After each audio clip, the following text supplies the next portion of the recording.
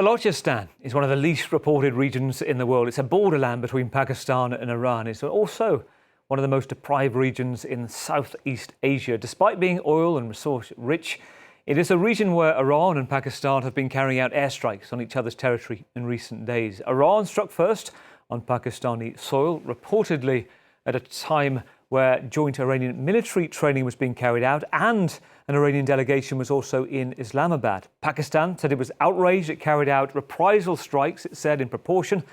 Both claimed to target terrorists, both accused each other of killing civilians. This at a time when much of the world's focus is on events in Gaza and the Middle East.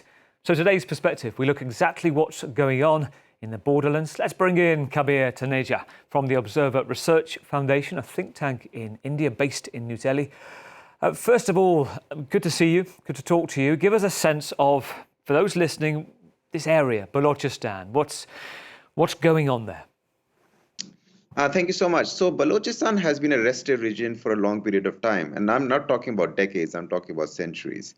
And what is happening right now is, of course, the discontent which is happening in the province of Balochistan in Pakistan has a tendency to spill over into Sistan Balochistan, which is across the border in Iran.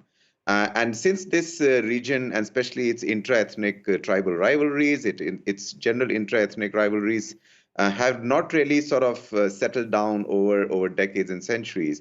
These borders that divide Iran and modern Pakistan today were not there earlier when these tribal conflicts were taking place. So a lot of this is basically sort of spillover from that era into this new geographic realities that now Iran and Pakistan have to deal with. And for the longest period of time, Pakistan has actually not been able to integrate Balochistan into the Pakistani identity.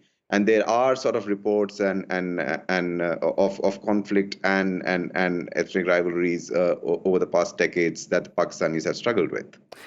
It's the largest region in Pakistan. It's also oil-rich, gold-rich, mineral-rich, gas there, yet it's the poorest region too. Just give us a sense of what's in it for Iran and what's in it for Pakistan to strike back.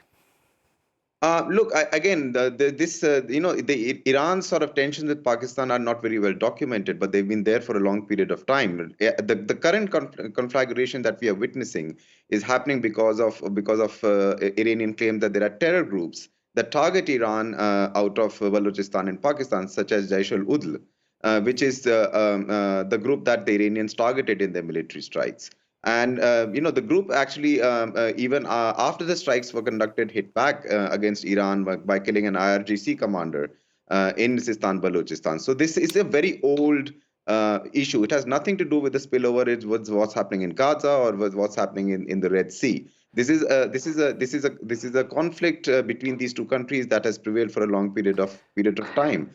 We have also seen countries like China put in money into Balochistan and Pakistan as extended, efforts to sort of calm this region down with investments, with economic opportunities. But even for China, it really has been a dud investment, and nothing much has come out of it. Very interesting. At the same time, you mentioned Gaza. You mentioned this group, the Jaish-ul-Adl.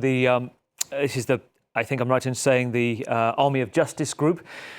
3,000 kilometers away, you have the situation in Gaza. Iranian analysts I've heard this week, some of them suggesting that this group has been funded in the past by Israel, and lies the link, that almost Israel trying to set off its own proxy wars with different Muslim groups in the region against Iran. What's your take on that?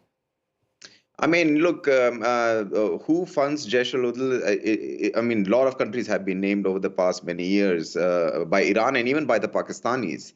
And that goes from Israel, that goes from the US, and even Sunni Arab states like Saudi Arabia. So all have been blamed at some level in funding these kind of groups. It's very easy to blame, where the financial clout of such groups is coming from. But the fact remains that it has been a Pakistani flaw of not having been able to control terrorism at home. And it doesn't stop at Jaish-ul-Adl. There is the TTP, there is Al-Qaeda, and so on and so forth. The Pakistani state has had a history of not being able to control these elements within its country, and at some level, it's suffering from its own policy decisions over decades. So, but for your point of view, this is less about Gaza direct involvement, more about perhaps striking when it sees a time it could be, well, world attention could be distracted elsewhere and deal with its own border issues and each to their own objective. Give us a sense also, though, of where you see this going, because both countries removed the other's ambassador. At the same time, they're keeping diplomatic links. So from what I've heard recently, I mean, the ambassadors are supposed to be back this week. So there's already an off-ramp at play. They're already disengaging significantly. I think the Iranian foreign minister is supposed to visit Pakistan on the 29th of this month. So they're both looking very rapidly to put this behind because they're both busy with other things. They do not want another front to open with each other. Pakistanis are dealing with the TTP and the Afghan Taliban. And the Iranians, as we know, are dealing with the extended crisis across the Middle East on Gaza.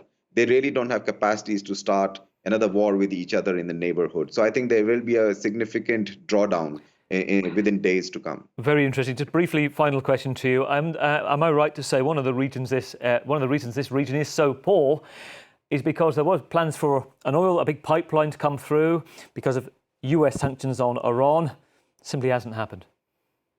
I mean, there are lots of pipeline projects. There have been a lot of projects over the years. We've had TAPI, which was a pipeline that was supposed to go from Afghanistan, Pakistan into India. N number of such projects that are littered in history, but none has come through because of political will to first and foremost reconcile politically that will give security to actually implement economic projects. Unless that happens, it's a fruitless game.